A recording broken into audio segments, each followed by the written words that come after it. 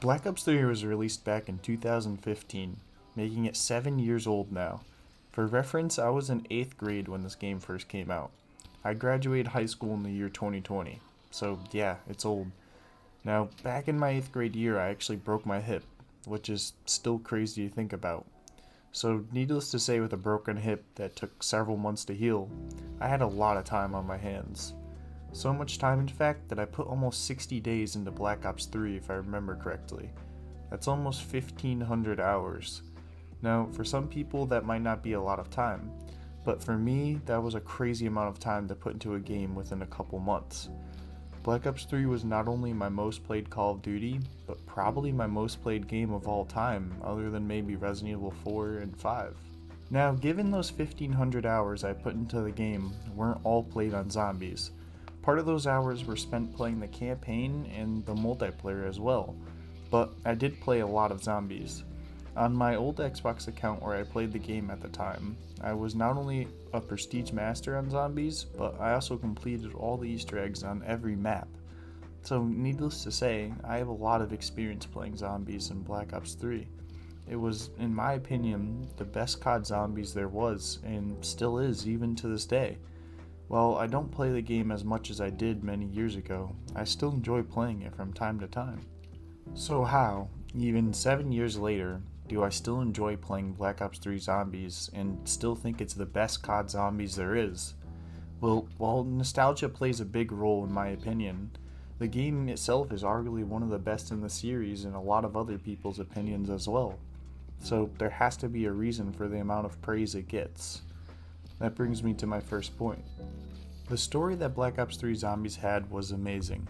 It somehow not only tied up the loose ends of the previous COD Zombies, Black Ops 1 and Black Ops 2 stories, but also further expanded the story as well. We get introduced to characters such as the Shadow Man and Dr. Monty. We got to see the continued story of the group Primus. We also get introduced to new characters that play a huge role in the story, which are the Keepers and the Apothegons. Now, I won't get into the whole timeline of Treyarch's COD Zombies because man is it long and confusing, but pretty much through BO3's Easter eggs, it expands and fills the gaps of a huge part of the zombie story. Without Black Ops 3, there wouldn't have been any explanation for half the stuff that happened within the Zombies universe. For someone who didn't pay much attention to the lore of zombies before Black Ops 3, I could say that Black Ops 3 Zombies made me want to actually sit down and learn the lore of the game, and that's something that really no other COD Zombies has done for me since. My interest with the lore of zombies ended with Black Ops 3. That should say something on how good the story was within the game. Moving on from the fantastic story of BO3 Zombies, we have the maps. I personally think that BO3 had the best maps out of all of the games. Now, that's just the base and the 4 DLC maps of the game. If we add the addition of Zombie Chronicles, or even the modded maps, BO3 blows any other COD Zombies out of the water. Now, given only PC players could play the modded maps within the game, so for the sake of limited access, I won't even talk about the modded maps, but even with the modded maps out of the discussion, BO3 still has the most amount of playable maps there is. You're able to play a total of 14 maps with all the DLC, including Zombie Chronicles. Each map has its own set of Easter eggs you could do, wonder weapons to get, and a set of challenges you can go after. Also, most of the maps have a unique mini-boss of some sort that comes every couple of rounds, like the Panzer Soldat or the Magwar. I believe that there's a map for everyone to play in BO3 Zombies. Whether you're going for something more challenging and you want a lot of objectives to go after, or you want a more casual and simple experience, there's really a map for everyone. Additionally, I talked a lot about Zombie Chronicles, but what is Zombie Chronicles for the people that don't know? Well, it's the 5th DLC that got launched 2 years after BO3's release. It offers a total of 8 more maps. It has 3 remastered World at War maps, Noctar Untoten, Verrucht, and Shino Numa, 4 BO1 maps, Keener de Toten, Ascension, Shangri-La, and Moon, then finally 1 remastered BO2 map, Origins. It also brought back the much-loved Raygun Mark II and 8 new gobblegums. So yeah, it was a packed DLC that made BO3 Zombies that much better.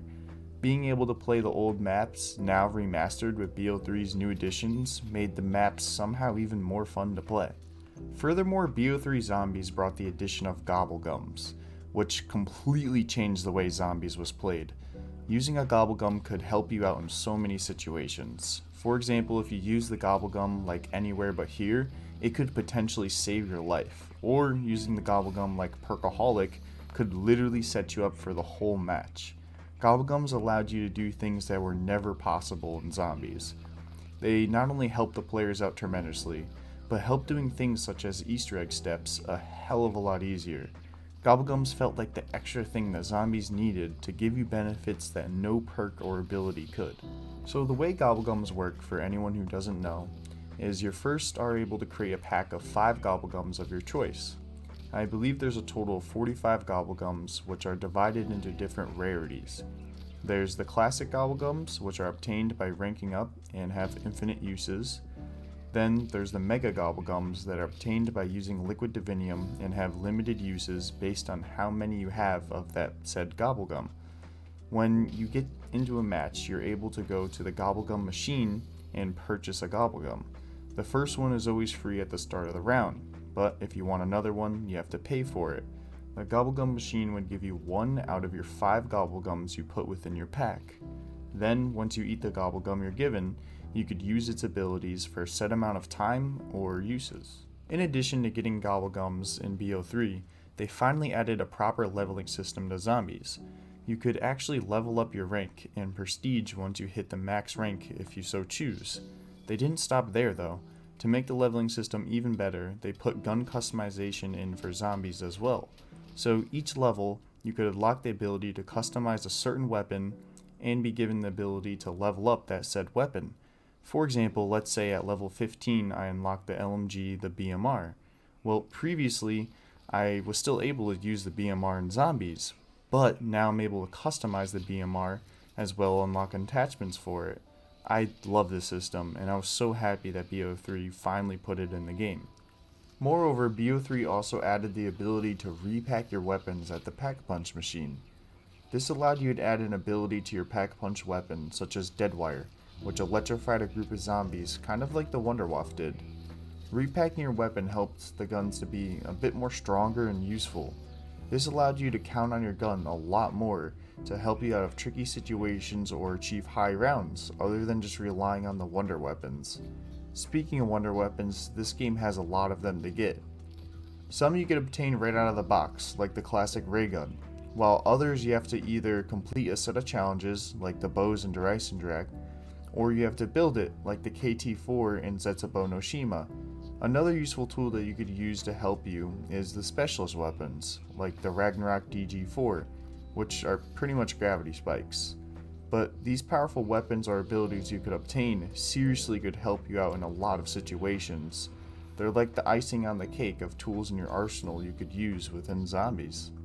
Likewise, BO3 Zombies introduced new mechanics in Zombies that made the experience that much better. Some of the mechanics that were introduced were things such as sliding, which you could do on every map and helped you move a lot faster.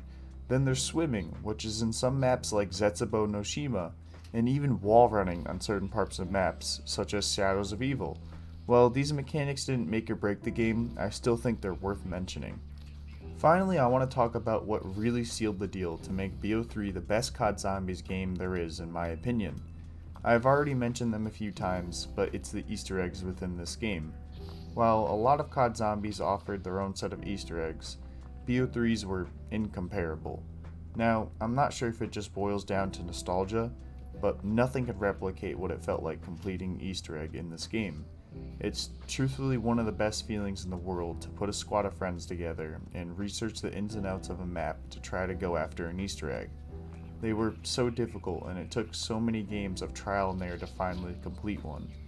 But I felt the reward of completing one was worth all the struggle to get there. As I said, I completed every Easter egg on every map within BO3 Zombies.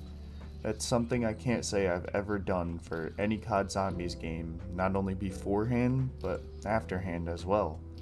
I've tried to complete the Easter eggs in other COD Zombie games, but it's just not the same. Overall, this is my opinion on what made BO3 Zombies so great and what made it the best COD Zombies game there is. I'm going to be honest, my opinion is based heavily on nostalgia. There's honestly no factual proof of BO3 Zombies being great, or even being the best for that matter. I'm sure there's a lot of people that hate this game, and that's okay. But for me, BO3 Zombies was an absolute masterpiece, and I don't think I'll ever love a COD Zombies game as much as I love BO3 Zombies.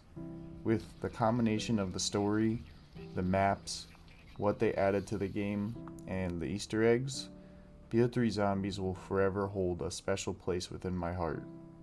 While the game was nowhere near perfect and definitely had its fair share of problems, for what the game did for the series and how it impacted the story, you at least have to give it some sort of credit. What do you guys think though? Is BO3 Zombies a great game? Or do you think that's just overhyped? If so, why do you guys not like BO3 Zombies? And what is your favorite COD Zombies game? Let me know in the comments below. If you enjoyed this video, give it a like. Also, if you want more content like this, consider subscribing. Anyhow, that's it for me. Have a great day, everyone.